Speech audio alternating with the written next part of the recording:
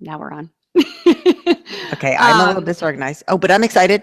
I finally bought my airplane ticket to Denver for the conference. Finally. Nice. I know it has taken me forever, but I was trying to figure out. I do have something in Austin to promote wycwyc, and then I'm bringing my child to FitBlog, and she is unbelievably excited. She said this morning, and I had a moment of like, uh-oh, I am so excited. I can't believe I'm going to Denver. And she kept saying Denver. And I was like, well, we're not going to have a lot of like hiking time. I'm like, what is she thinking with Denver? She's like, no, I can't believe I'm going to FitBlog. And then she still sings that song that Ryan No More Bacon did. Oh, yeah. FitBlogging. I'm going to FitBlog. What was it? It was something like that. I have Dre in my head. Yes. FitBlog. Yes, it's super cute. She's so excited. I mean, she's like, am I going to now I'm disappointed that Ryan's not coming. I mentioned it to Bill the other day, but we've already even have him in soccer camp that week. So I can't, I guess I could. I kind of want to bring him because it's like my last official one. Yes. But it might be better to bring him. I went back and forth. Yeah, I know. It might be better to bring him next year when I'm not so stressed. Because I mean, really, I just run from 6 a.m. till 10 p.m. Oh my! And I would not have brought her. I thought about this. I did the confirmation this morning of doing the whole wycwyc for the Texas Writers League because I thought if I'm not doing that and I'm flying out Thursday afternoon, I don't think I would bring her. Right. Because so this feels. I would bring him next year when you're responsible for us. With nothing. But we're so excited, and it's like her excitement. Yes, is contagious. So we're really excited. It'll be fun. There's a handful of other people bringing kids too, which is great. Yes. Okay, so I have all three articles we're going to talk about. Hold up. Wait, we have three? I have the Fitbit one, the Dad Bod, and then I have the Mom Bod. Oh, got it. Yes. I wanted to read some of those tweets because I thought they were really good in that BuzzFeed Oh my gosh. Thing. I was really, yes. Okay, so I'm excited about that. So are we going to start with person? I have my person too. Yes. Okay, and we're going to start with Fitbit. Is that what we're starting with? That, yeah, because I think that, yes, I think like we were talking about before, it dovetails really well. Okay. And then we're going to chat. What are we, I don't know what I'm chatting about in the intro. I don't know if I have any news. I know. Oh, actually, then I'll start off with a question for you. Okay. That's perfect. All right. Do you want me to bring it in or do you want to bring it in? You can bring it in because we are 17. 18. We're 17. I'm thinking let me verify before we bring it in. Oh my gosh. Trust but verify. Yeah, don't trust me. Yes. I wrote 17 I already wrote 17, but I'm now going to I'm going to double check. Okay. Just to be sure. Right. Because why not? We're up to 109 subscribers, by the way, on YouTube, which is really fun. Yeah. Okay. 17. Perfect. I am set. Okay. All right. Ready? Here we go. All right. We just get like gun shy right before we do. All right. Welcome to episode 17 of the wycwyc podcast. We're back this week with things to talk about. We are back this week. I'm not going to make this all about the Texas rain, but I just need to say, if you're watching on YouTube where you can see behind the scenes, we have gotten so much rain and we're supposed to get 6 inches today, and the golden doodle refused to poop. So my hair is looking very lovely and slicked back. See, we're not getting as much rain as we normally do in spring. I feel like we actually had to turn on our sprinklers for the yard because and you're not in a drought though, because for so long we weren't getting rain, but we weren't allowed to turn them on. No, and we keep getting the possible thunderstorm forecast, but then it never gets fulfilled. I'm like, I would really like a good thunderstorm to cool off this day. And then did you used to have that though when the boys were little, that the terror of the thunderstorm at night? I just remember thinking, please wait till she's asleep. Please wait till she's asleep. Yeah, you know what? I actually have a really, really distinct memory of Ryan when he was probably 3 or 4, and we were at the beach, and there was a really bad thunderstorm when we first got there. He was terrified, and I remember looking out the window with him and having a conversation about how much I love thunderstorms and how and then like from that day forth, he was never really scared of them again. And the same thing, I remember the same thing with Evan. Evan last year had a couple like scary, like, oh my God, what is that? Like, what's happening? Kind of looks on his face. And then I was like, oh, it's a thunderstorm. And I explained the clouds and the lightning. And And then they kind of get over it. My fear more was that it would happen after they fell asleep and would wake them up. And then I'm like, no, don't wake them up. You know, you're saying that, and then we'll get away from the thunderstorms, makes me think that I could potentially have been doing it wrong. It's interesting. Because it was true, would say to mine, oh my gosh, I was terrified as a kid, which now that you say that you shared that you love them, makes me think that that was probably the wrong thing to say by saying, oh my gosh, I was scared too. It almost reinforces their fear. It's funny. I usually do the, I relate to them and say, oh, when I was little, blah, blah, blah kind of stuff. But yeah, with the thunderstorms, I'm just like, but I've always loved thunderstorms. I don't remember being scared of them as a kid. So so that just came natural to me because my mom likes thunderstorms too. So that's probably where we would sit on the front porch and like watch the thunderstorm come in. And it was just like, a thing. Yeah. Hey, my husband's terrified to fly. I love flying. That's how we are too. I love more than abdicating control. Yeah. So she'll say to me, are you scared to fly? And unlike the thunderstorms, I'm like, oh, no. If I could fly everywhere, I would, because I just kick back and read. Yep. So. No, we're the same with that. And actually, I'm kind of, and on one hand, happy that the husband, I have this tradition with the boys where we're going on vacation every year, just me and the boys without the husband. And that way I can get them on a plane without because I feel like even though he won't mean to do it, his fear will just ooze to them because they'll witness him being fearful. Yeah. So if they're on the I want them to establish their also already love of flying before they get poisoned. It's funny because I can't, and before this becomes the random subject show, I cannot relate to the fear of flying. I'm so thrilled to have someone else at the helm, to not be responsible if we land in the wrong state. Woohoo, not my fault. There's nothing I can relate to with that. I have a little bit of fear, I think, only as I age, because I'm like, I don't want to go out in a plane crash. I'm like, it's more kind of like, I think that with driving, it would really suck if I didn't make it to Punta Cana because I got in a plane crash. But I mean, it's just a fleeting thought. It's not a fear that prevents anything. And I think I have a whole post on my travel blog. Yeah, about the real fear of flying and how when I have a conversation with someone who's really fear of flying, it really does like take over. Like they don't, I don't know, me, it's like I have the thought and it's there, but I'm able to push it out, and I think people have really fear of flying. They can't push out those like negative thoughts. It is that, going back to the whole fear thing, the excitement on pause. Like I love framing it like that because so often my husband would be excited to get where he's going, but it's all paused by the terror of getting on the plane. Yes. The first thing my husband says anytime we fly and land where we're going, he says, well, at least we'll always have Vegas. Because he's already thinking about the future flying home. Yes. It was so funny when we flew, and then I really am done. We volunteered in Kenya for our honeymoon. And I didn't realize, and this is 20-some years ago, how afraid he was. And I will never forget, on the honeymoon, we were like, let's say, starting to land or a couple miles out. And I looked at him and I said, we made it. And I had never seen him annoyed before then, just because we were so matched and calm. And he looked at me and said, don't ever say that again until we're off the plane. I was like, oh, okay. Because to me, like 1 mile out, we haven't landed yet, but we're fine. Right. He's like, oh, no. That's funny. Yeah. Okay. So here's my question for you, tying into life in wycwyc. How was your Mother's Day? Did you wycwyc Mother's Day? What went down? Mother's Day was fabulous. I had a whole awesome Mother's Day weekend because I had a CrossFit competition. Oh, that's right, on Saturday. The day before Mother's Day. And so, I mean, really, if anything, and the husband was joking that was my Mother's Day gift, that I got to spend Saturday at the gym with my friends. Yeah, what do they do when you do that? It's funny. They just hang out. He took them to the driving range and played mini golf and stuff. And there's part of me that wants them there. Like when I first started running, oh my gosh, I don't even know how long ago now. Ryan was always there when he was like 3, 4, 5, and he would, because it was new. It was me accomplishing things that I've never accomplished before. Yes. And the husband would bring him, and it's a 30-minute 5K, and they would be at the finish line, and gosh, I would have tears streaming down my eyes, and I would love for him to see that, because I thought that's what he needs. He needs to see his mom accomplishing things and doing. Yes. And then as I started running more and more, they came less and less because it wasn't a big deal anymore. It was like, oh, mom's running another 5K. Yes. Like, whoop-de-doo. Like, they came to the 5Ks. They came to my first half. They came to the marathon, the first marathon I ran.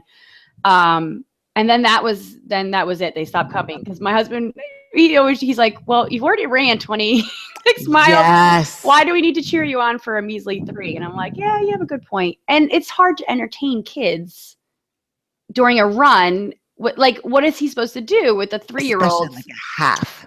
Exactly. So they stopped. And then with the CrossFit comps, again, it is an all-day event. It's like they start I got to be there at 7 to register. The first workout's at 8, then maybe the next one's at 11, and then maybe the next one's at 3. So again, it's so unfair to make a 4-year-old sit for 10 hours at a CrossFit gym. Like, what the heck is he supposed to do? So sometimes the husband will come by midday and just kind of see one workout and leave, but the kids generally aren't involved. So it's going to be a great chance for them to be together. I find that too much I don't plan. I'm going to go do this all day. And even bringing Emma to Fit Blogging Conference this year, I had a moment of, should I not bring her? Very short moment because I'm super selfish and I'm so excited. But it's so rare here that he gets that time with her where they have to just be. Yeah, no, that is another thing, because it's like, okay, I'm gone for the day. And I always used to joke that I don't have the ability to disconnect when I'm home. And he does. So, yes, so unless I leave, yes, I will always interject myself, whether it's chores or, father stuff. It's not even bossing them around. It's just like, no, what are you doing? What are you doing? Exactly. Yeah. So I feel like, no, you make a good point. Like for me, just my personality type and the way that I parent and the way that I am, it's almost good for me to have a whole day away. Yes. Because you're right. Then they do what they do, and I'm not involved. You said, no, this was your Father's Day gift. I am gone. Well, we have a joke in my house that every day is Father's Day. Oh my gosh, that is really fun. I know, it's funny. Emma said what I always said when I was growing up. When's Kids Day? And I remember saying that to my own mom. Every day is Kids Day. So did you guys? We don't do. No reason. I'm trying to think if we ever did. We never really do brunch on Mother's Day. We did brunch this year. We don't really have a set tradition. We just whatever happens that year. So this year, my mom actually called and asked if I wanted to go up there and celebrate Mother's Day and do brunch. And I was like, I would. How far is it? It's 3.5 hours.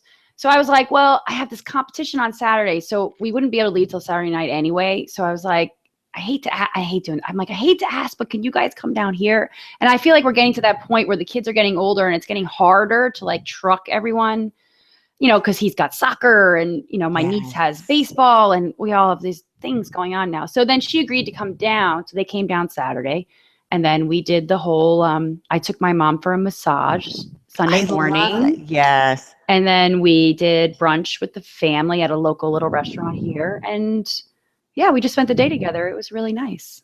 It was nice.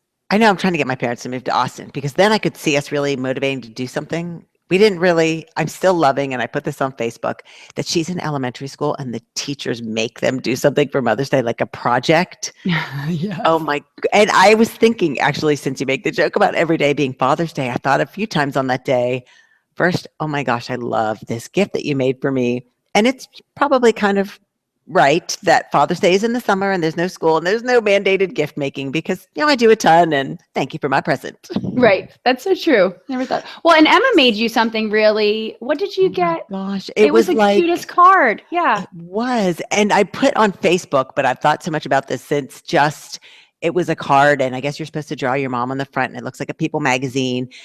Yes. World's best mom. And on the inside, you write why your mom is the best. And it's the two of us so much. And my husband's gone, like I've said. And so I do think that she's in the place of telling me maybe what she thinks. I want to hear, but telling me what she thinks. Yeah, what I want to hear. And I loved how it was all about, I'm excited for your book. Right. And you don't get nervous on the radio. And none of which I saw some other kids and they put it in there. You're so beautiful and you're so pretty. And I just thought, yes, the older you get, the more you really get who I am and what's important to me. So it's neat. True. Yeah. But you know what I miss? My favorite thing, and they didn't do it this year at my son at Evan's school, is those little things where they fill in the. Oh, I know. I love those. And I had the one from last year and it was so funny. And it was like my mom. I can't remember now. Those are fun to read when you don't know the people. A lot of people I don't know very well posted on Facebook, but my mom is as smart as a pig. Yes. It's like Mad Libs. My friend, when her son was little, it was my mom likes to drink beer, and she likes to drink, like, it was like, Oh my she likes to watch gosh. the news. Like, Yes, yeah, I they're so love those. fun. They're really fun.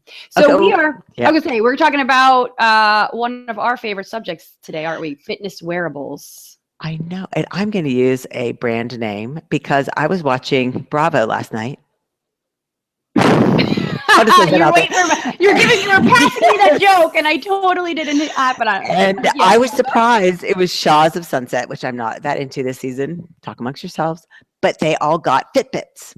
And they Oh. weren't that into them yet. And it made me think about our article for today, where I think it was it Fitbit It brand is a in that Fitbit. article? Yeah, I have the art. So the article is on Yahoo. It's actually on Yahoo Finance, which is Yeah, I thought that was really interesting too. But it says, I tried Fitbit for a month and taking it off was the best decision I ever made. That's what the article, that's the title of the article, I should say. So in the article, basically the writer goes through about how much she loved the Fitbit when she first started it, and how she found herself like just pacing in her room to get more steps, and how she started entering things. And then, and this is a big subject for me to talk about, how she started to feel like, how come yoga doesn't count, or how to, And that's something I had never considered until you and I started talking about it. Yes, which I could talk about that forever. But then I think it broke on her. Is that what happened in the story? It broke, and at first she was devastated.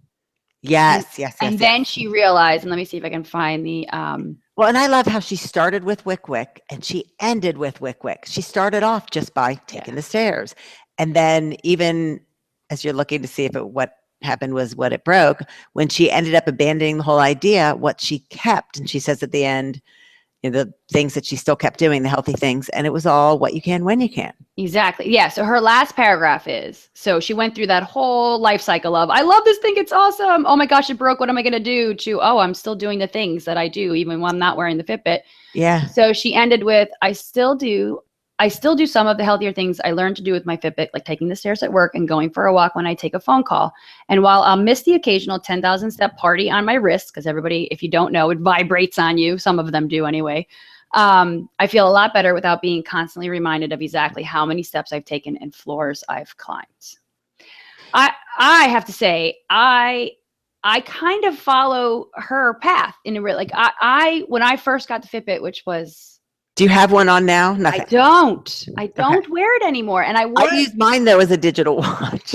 Well, yeah. And I have this, there's a new one that I just did a review. I mean, because if we're going to just genericize and call them fitness wearables, which I think is a great way to kind of talk about them, I just recently did a review of one that Aldi has coming out called Crane on my blog, which is a very similar product. I mean, they're all really similar. You either clip it somewhere or you wear it, and then it keeps track of your steps, and then a few other, depending on the brand, like steps climbed or miles or whatever. And when I first got my Fitbit, I have a post literally on my blog called I love my Fitbit. And it was the same feeling of, I'm like, I love this. It was such a nudge to get me to get up. And, because you and I both, we're on the computer a lot of time. And I feel like even though I go to the gym every day, the rest of the 8 hours, I'm just sitting. That shocked me as well, because I was like, I'm active for 30 minutes in the morning. Right, exactly. Was it.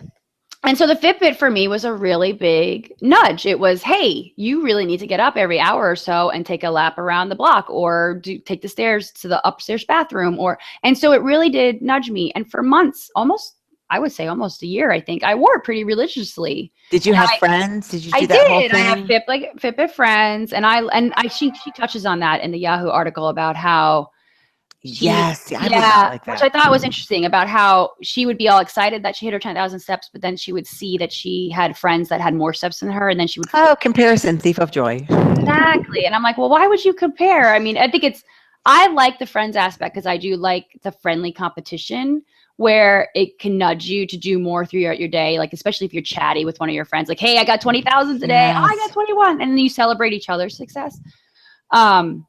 But yeah, so I did the friend thing, and I love that. And then I don't know what happened. I might have lost it. And when I lost it, the first one I had, I wanted to go out and replace it right away, which I think I did. But that was the first domino of me kind of easing myself off of it.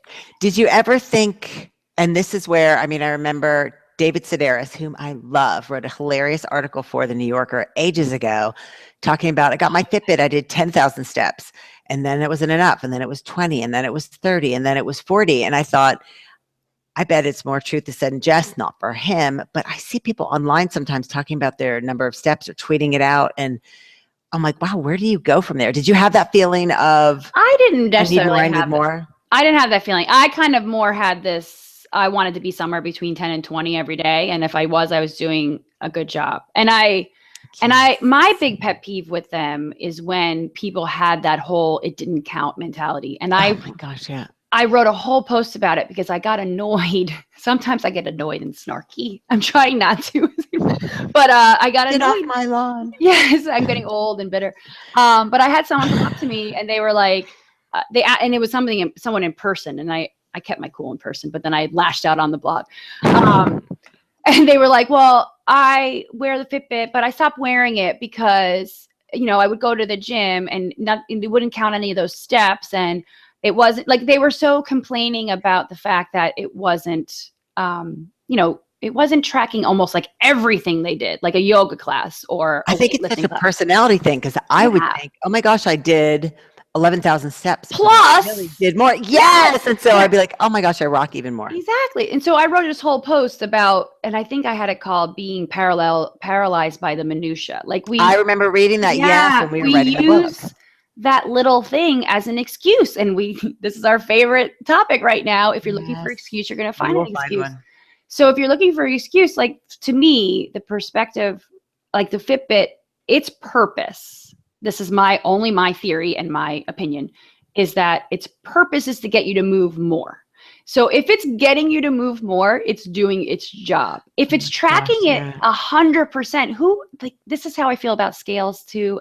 Who gives a crap how accurate it is? I think sometimes we use the accuracy of things as an excuse so that we don't have to follow through. And I think about with the numbers and the friends, and I kind of got into it a little bit publicly with a mutual friend of ours who was saying, again, because I get this all the time, that I'm unprofessional because I don't know my Google Analytics numbers. And I said, I'm right there with you. I will screenshot them if I'm pitching a brand and send them along with my stuff. But it's like the scale. It's like the Fitbit steps number for me. I am doing the very best I can. I could have walked 500 steps in a day, but I'm always really getting the most movement in I can. There must be something going on. I can't promote myself anymore online. I can't do any better. I don't want to know my numbers. So it was really helpful for me at the start because I didn't realize how little I was walking at all. But after a week or so, I was like, oh, now I get it. Now I'll add in more movement. I don't want friends to compete with. If they did 30,000 steps in a day, but I was working on a deadline and I did 4,000. Okay. Right. No, I agree with you. And I agree with you on the blog numbers. I can't, I feel like it's just another thing in a weird way, they become numbers in general, whether it's scale readings, number of steps, number of blog visitors, whatever it might be. They become barriers to what it is that you really want to do. Because I think I'm going to blog the way I want to blog anyway. Does it matter if 100 people are reading or 1,000 people are reading? And that's what I said to this woman. And it's like the great equalizer for women. I said, no. It's like the scale for me. If you're doing your best, I don't even want to know if I lost 3 pounds or gained 3 pounds because I know that I kicked ass to my biggest ability this week. I don't want to know.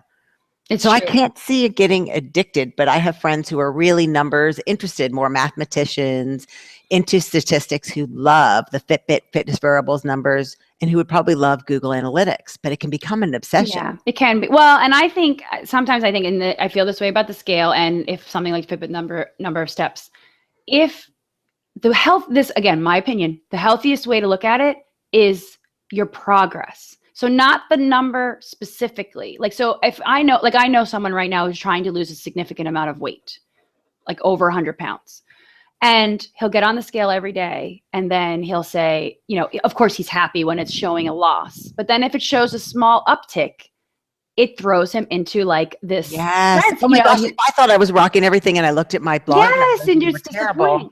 So I'm saying to him, look, if you're going to look at the numbers, because I went through the stage of the numbers and it was really helpful for me, just like the Fitbit, I learned through that time and then I didn't need it anymore. So I think you can use the same approach. So I said, if you're going to look at the numbers, which I think is really helpful, especially for people who are just starting, you need to track it. And then you need to step back and see the downward trend, not the little blips. Overall, because it's yes, progress. And the specific number doesn't matter. Like if it's 256 or 254, it doesn't matter. Are you over the course of the last 3 months showing a downward progression? Then you're successful. Like that's so same thing with the Fitbit. If you're increasing your step count or maintaining a substantial, then you're successful. Does it matter? I'm not really addicted to numbers. I confess that I could see, I'm trying to think. I really can't stand numbers, but I can really envision, unlike the fear of flying, that if someone gets 20,000, 20,000, 20,000 and their work situation changes and all of a sudden they're only hitting 10, that's the best they can do. That would be a little disheartening. So I could see how people get sucked into the numbers. And do you think it's men and women? I think with this, it might be. I do. I don't really see it. I mean, I think I just tend to be surrounded more by women online who are utilizing it. But I don't think it really matters. And I'm trying to think if I know any guys who have one now that you've mentioned.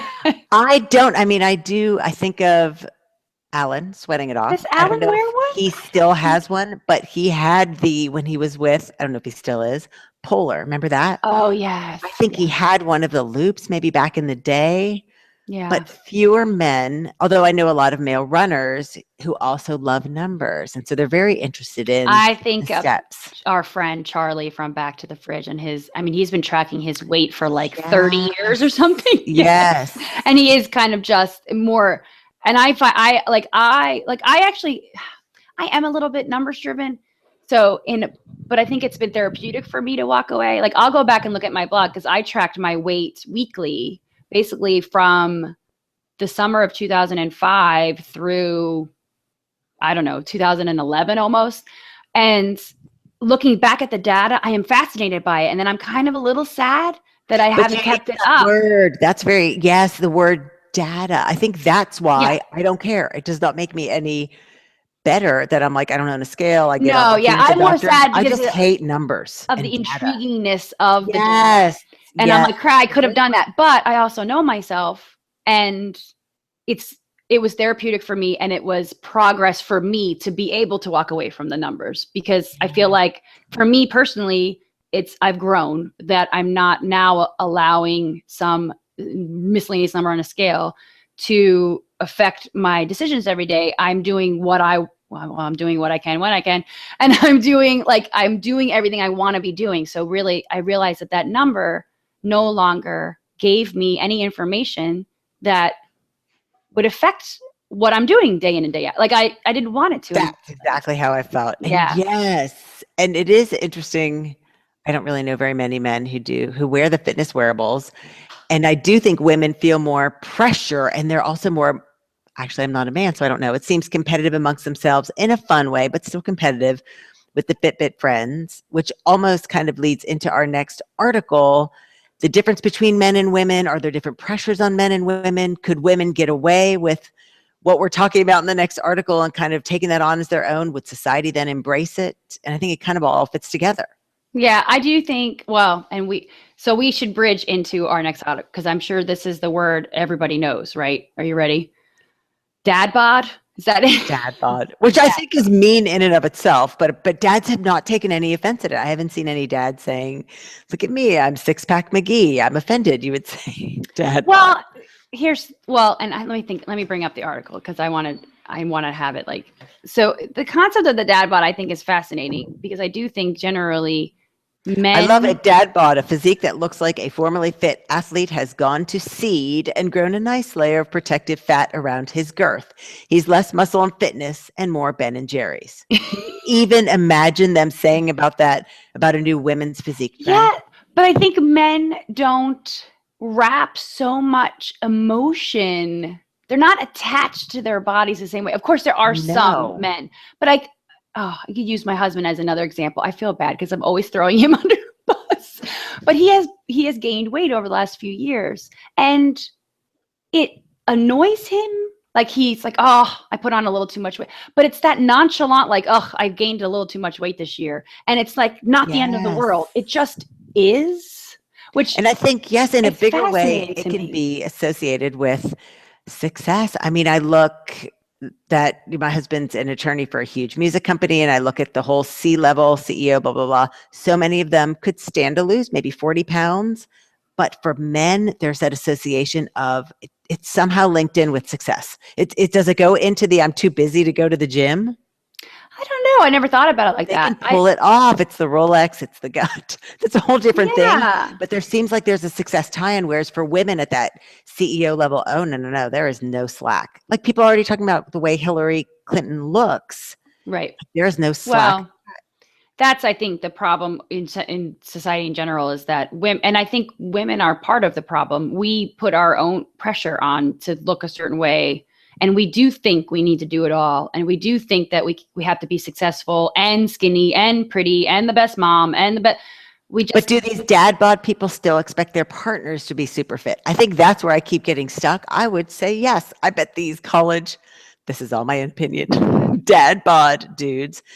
I remember going to one party, not going in, and there was a big sign on the door, the whole no fat chicks thing, and a scale outside. And I thought, you know what? As soon as I read the dad bod, I bet these, again, my opinion, some of these college age males still have that attitude, even with the dad bod. They still want perfection from their partners. That's fascinating.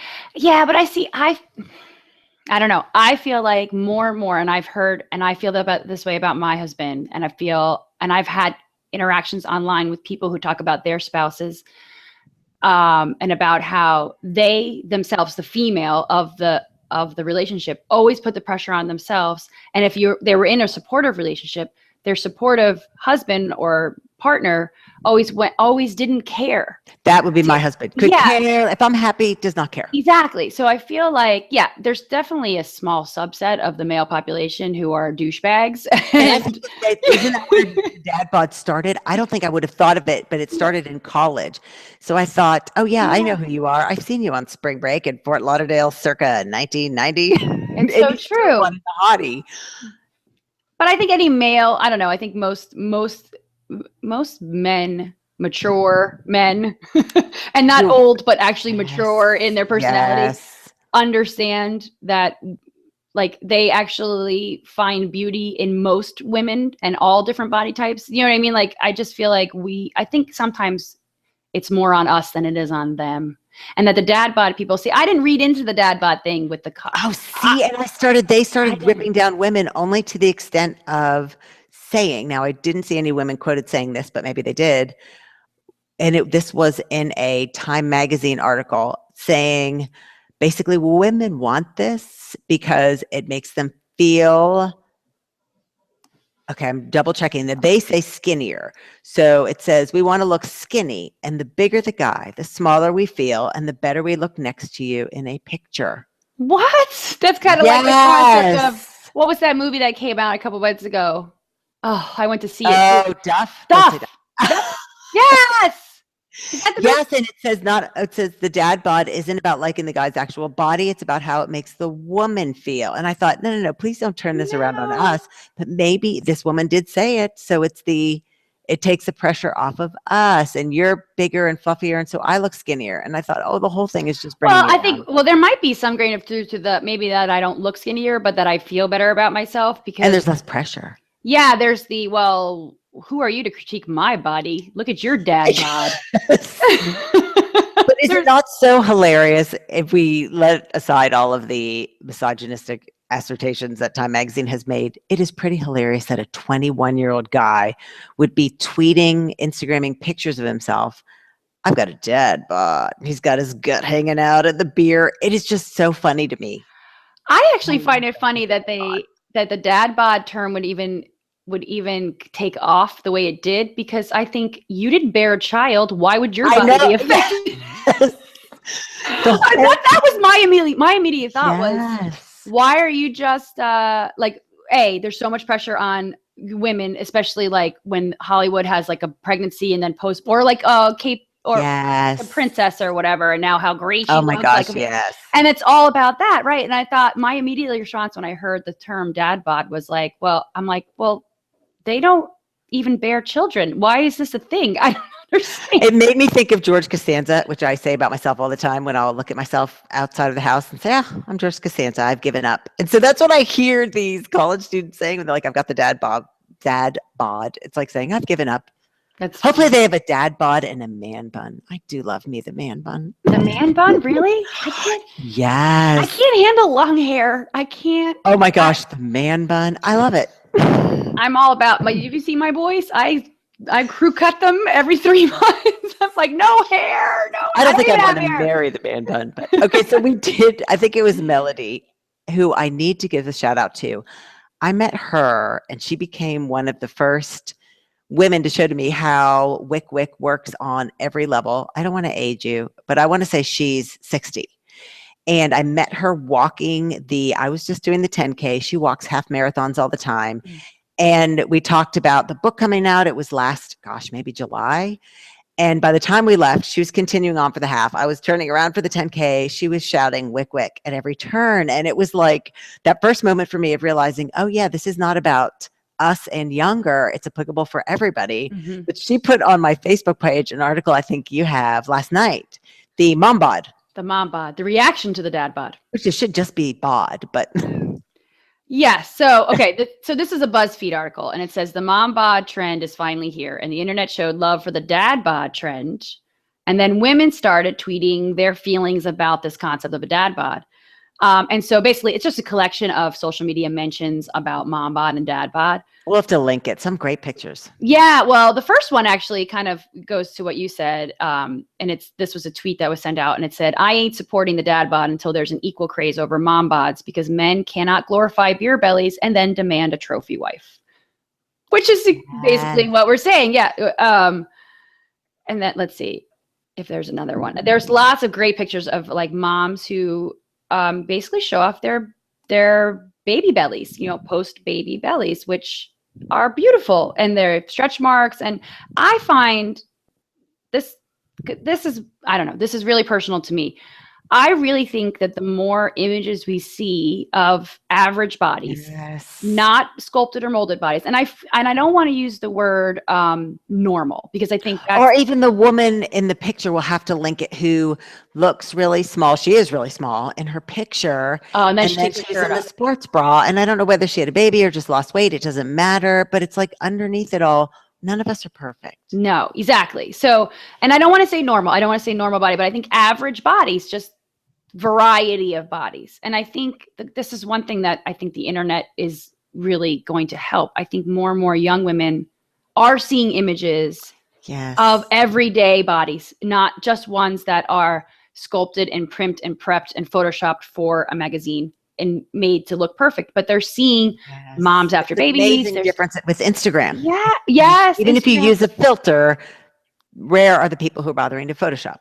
Yeah, they're not like thinning out their arms and their waists and like adding abs that don't exist and things like that. And they're also not even on the other end of the spectrum, which are, I mean, there are a lot of fitness models out there that will basically dehydrate themselves to show muscle tone and things like that. And what they need to do to look the way they look for those magazine spreads is like the least farthest away from healthy almost. It's like, yes, it's kind of scary. So I really think like the mom bod trend and the dad bod trend, and really for both sexes, because it really, I think, starting to exist more and more for men too. Like they're looking at, gosh, I agree. I think we're actually leveling out in a way. And I fear that my sons even will look at, typical male model bodies and think, I don't look like that. Like, yes, it's like what's his face, David Beckham. I mean, now that they're using athletes as models. Right. So I think, I don't know. I really think that just having, it's funny because I've gotten into arguments about this on my blog because people think I'm naive and blah, blah, blah. And their models are there to sell things and they're never going to show an average woman. And I think, but they can. and it feels like it's starting with how much money they're now spending on Instagram with the fashion Instagrammers, fashion bloggers. They're not all. Yes, they're not. And they're a good variety of women. Yes. And I just think that the variety is there. Like, what was the ad for Victoria's Secrets like last year when it was like their whole ad campaign was basically like a bra for every body or something. And then all their models looked exactly the same. And I'm like, yes, okay, well, that's not every body. But then I saw the flip side of that, and maybe we'll put this in the post so people can see, where it was like a plus size line of clothing, like a small brand that kind of did a response ad. Oh, interesting. But then they were all curvy. And I'm like, oh, can we not have like an actual mix of diversity of body types? Like not everyone is like large busted and a size 18, but not everyone also is a size 0 with, you know, those proportions that models have. Like we're all on a, you know, my favorite is that one book that came out a couple of years ago, and now it's probably like a long time ago, that it just shows all the athletes' bodies from the Olympics. Oh, yes. Oh, and it's fascinating. And you can really see like how different bodies are just kind of molded based on their sport, you know, like how a power lifter looks versus a figure skater versus fascinating to me. Very. Yes. And these are women who do what they do because of a passion, and then their bodies are what they are. Yes, and they are not working to change them. Exactly. Except for to get faster, stronger, whatever. Yes. Yes. It is interesting, and I don't know that we'll ever come together on the dad bod and the mom bod. If we could just meld it all together and just be the bod. The human bod. I think someone made that comment on the one BuzzFeed, the human bod. Oh, there you go. Yes. Yeah. How about the like everyday average? Like, I don't know. There's no word for it. We just all are. And I think that's what I admire about, I don't know, that's what I admire about most men. I know not all men, but if I'm going to generalize, a lot of men that I know, they really do look at their bodies as it just is. And if they want to, they don't wrap it up into emotion. Like for me, it's like, it was the end of the world because I wasn't a size 4. Like it was like, I didn't look like a model from a Victoria's Secret catalog. So therefore I'm imperfect and not worthy. And like all of these like horrible thoughts that just. And I love what you said about Bill, and Chris is the same way. I could gain 50 pounds, and unless that was a result of my being really depressed and unhappy, he wouldn't care. And I think that's just part of growing up when they're young. I mean, I laugh about the college. I was so different in college too. And of course, the college boys think their arm candy needs to be stunning. It's all about them. They're not secure with who they are yet either. We're all still evolving in college. But it's amazing how many men, once they're out of college, really don't care. They realize it's not a reflection on them. They want you to be happy and competent.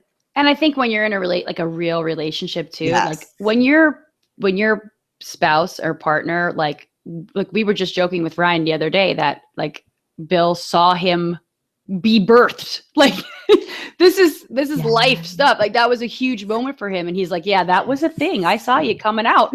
Yes. So it's kind of like when you grow up and you realize that the vanity aspect of things is it's so minor compared to a life that you're building with someone and what all comes with that. And I think that goes back to the beginning with the whole Mother's Day thing. It was such you're growing up, when everything she talked about was nothing to do with the vessel. I thought, oh yeah, you get it. This is who I am. You get me? Right. Yeah. And you know what? See me for who I am.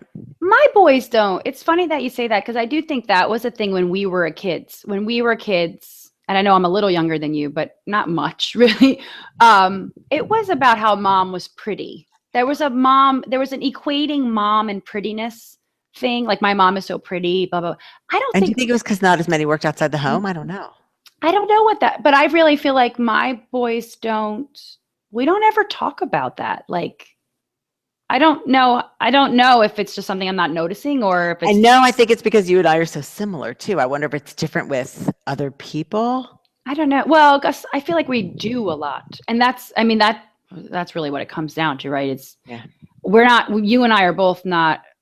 It's funny because I'm planning a post actually to write today about my quote unquote health and beauty pics, which are kind of laughable because I rarely wear makeup. I don't put much in my hair. I usually let it air dry, and I have a few products that I enjoy. And I was thinking about today, so I think maybe it's because my kids, I'm not spending any time. They don't ever see me beautifying myself. And you're right, because the stuff she talked about was where I put my effort, and my biggest beauty effort. That's what she's seeing you do every day. She's seeing you promote the book. She's seeing you do radio interviews. So really, and that's kind of a really big lesson in the fact that our kids, they learn more from what we show them than what we tell them, right? So my kids see me go to they see me go to the gym. I come home, they're from the gym, and then we wake up together, like, so they know I'm doing that. They see me run. They see me tell their dad I want to walk. They see me, so they're seeing me active. Yes. Yeah. That's what I hope I'm teaching them just by my actions. I know. And it is tempting to preach, but I'm resisting. We could shout wycwyc. We did our Chris Brogan thing yesterday, and I love that he has some kids too. And I just think when we got off, I was laughing about that, just thinking she wrote the wycwyc on her arm and the tattoo pen. And that's all we can do is just practice what we want to preach. It's just so tempting to preach. It was fun to be on Chris Brogan's He's podcast. So good at what he was so nice. It was like you and I have done some wacky interviews, and that was like, I could have wanted to come on again today. I wanted to stay on, which is not the feeling I've had with some of our interviews. Yeah, no, I could have just kept. Well, you know what? It's really funny, and I brought that up. I think last time we talked about radio interviews, is that I don't feel a lot of pressure because I feel like the pressure's on the interviewer, not the interviewee. Yeah. He was a master interviewer. Like, he was. Yes, I was really impressed, and I thought, wow, what skills. We have had some funny ones. I don't know if we'll ever share them, but we have had some really interesting ones. Yeah, they are getting easier though and more fun. I think having our podcast is helping too, because we're just learning to talk. Yes. Not that we have a problem with talking. That was fun. Okay, I'm excited. I want to know this week if we have overlapped for our wycwycker of the week. I picked one and then I didn't pick her because I thought you might have picked her. So you go first. I'm curious. Okay. Oh, I hate going first. That's a lot of pressure. Okay.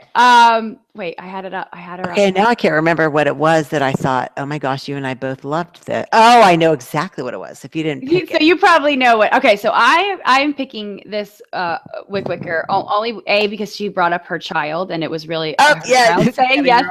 And I blogged about it, and I put it on the wycwyc Facebook page. So if you're actually one of those like wycwyc social media people, you already know this tweet because I've shared it everywhere. That's what I almost picked because I thought it was so great. I thought it was so clever, and I'll tell you why in a minute. Okay, so my wycwycker of the week is Megan, and she tweets at Living My Karma. So it's at Living My Karma, and she actually has a Tumblr account with the same name. So if you wanted to follow her on Tumblr, it's Living My Karma on Tumblr. And her tweet was, while playing a word game with my 7-year-old, she made the comment that the only difference between fit and fat is one letter. Get out there, wycwyc ladies. And I thought, wow, the genius of a child, like the insight of a child. And I thought, if we all felt that way, like we think one letter. It's one letter, right? So, and I just think, I mean, of course, it's in a way, it's kind of cheesy and it doesn't really mean anything. But on the other hand, I thought, no, it's really powerful because we put so much, especially like I did, put so much stake in whether or not if I was fat, I didn't do certain things. And it could feel insurmountable. It did. It felt like like I said before, I felt unworthy of love. I felt just less than. I felt just blah. I don't even know. I just felt like I wasn't doing anything, the things that I really love to do, because I felt I was fat. It didn't matter. And I thought, well, when you put it in terms of it's only one letter, it kind of like makes you realize it's not as big of a deal as you're making it in your head. Yes. You know what I mean? I don't know. Like, oh my gosh, I love the whole thing. And I loved the end. I loved, because I did a whole blog post about it today, getting horizontal with our tribe. And the whole notion of blogging vertically is when I'm kind of just lecturing you. Let's say you go to the Sears blog because you're looking for a new garage door. They're basically talking at you. And when it's more horizontal, it's people out there helping each other, talking to each other. And when she said, whatever the line was, get out there, wycwyc ladies. I was like, that makes me so happy. Yes, it's taking ownership of it and cheering others on. And so I thought that made me smile as well. Yeah. Yeah. Well, and I'm seeing, again, I think we talked about this, or I can't remember where we said it. In our last blog post about the review from Running with Ollie. Yes. How she quote unquote gets it. And I think when you see people using the wycwyc hashtag, and most people are using it, they're sharing their successes, they're sharing their struggles, but then they're sharing it as we become we become each other's cheerleaders, which is what Yes. I always envisioned, Me because too. That was, yeah. I need that nudge to go out the door, or I want to celebrate with somebody who understands how big of a deal it was that I didn't eat a French fry at Chick-fil-A last night. Like I want, like, Yes. yeah. Or even my Diet Coke thing. Like I was actually Yes. glad when I shared it that people didn't lecture me on the horribleness of Diet Coke. Because for me, drinking half the bottle, dumping the rest out was like, that's a huge step. It's a big deal. Oh, go ahead. You go. Oh no, my person, I'm stealing this, which is why I liked it. I wasn't sure. I was going to take yours and I thought, okay, you're taking that one. Mine is by Laura Story, and her Twitter handle is L_STORRIE Story. And I thought, I'm doing this from now on. In the work elevator, I wait till all buttons are pushed. And if any are within 3 of my floor, I get off and walk up or down. Wycwyc. Genius. Yes, and I thought that is so simple, and it makes it fun into a game. I wonder how far I'm walking today.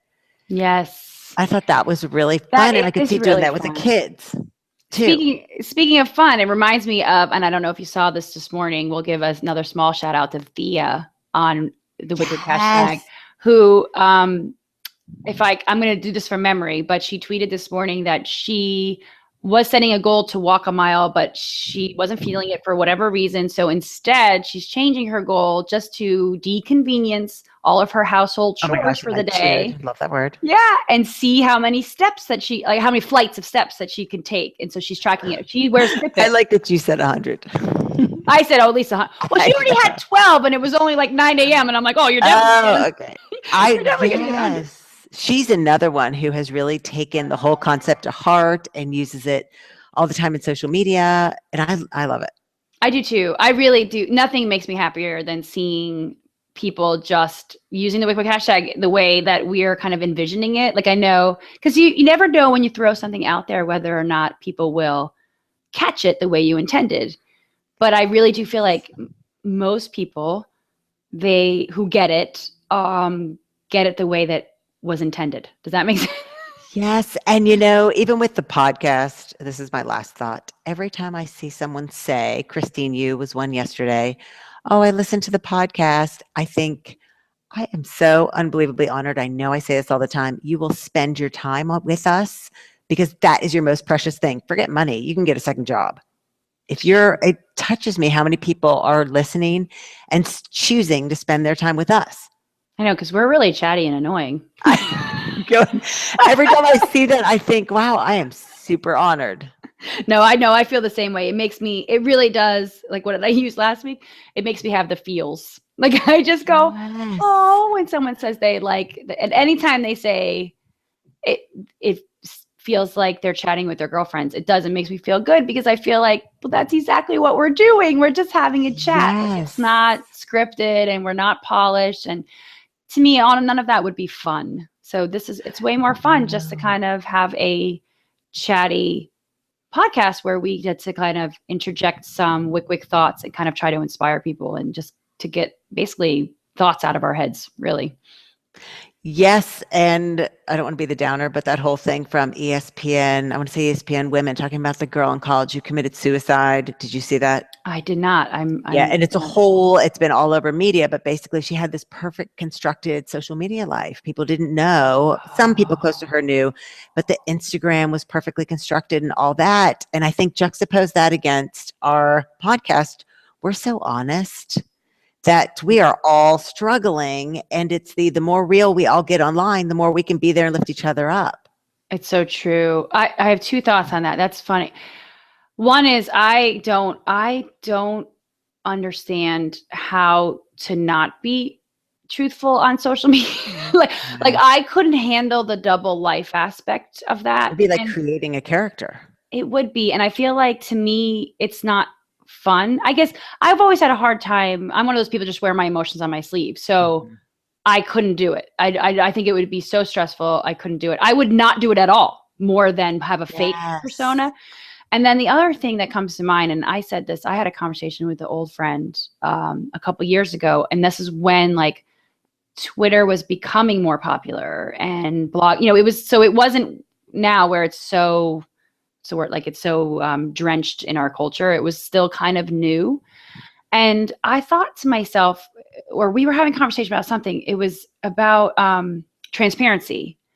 And my thought was, if we're all more transparent, then people would feel less shame, because the only reason why we feel shameful is that because we think that other people don't share these struggles or addictions or vices or whatever. But really, once you have a few people throw themselves out there and say, no, like, I struggle with drinking Diet Coke. I don't want to drink it, but I drink it, and I wish I didn't drink it, or whatever it might be. I mean, that's a really minor one. And I think we see this more and more. And I think that's where I think the power of social media comes, is that it makes us feel less, I don't know, alone. I don't know. There's well, and even like when people say they listen to the podcast, I know that we record it not imagining anyone listening. And so when they say listen, I always think back like, holy crap, what did I share about? Because I'm sitting in my house in a t-shirt and running shorts. And so it's like we are completely ourselves. It's that dance as if no one's watching, tweet as if no one's reading. I have to tell you, when I edit the podcast, because I'm the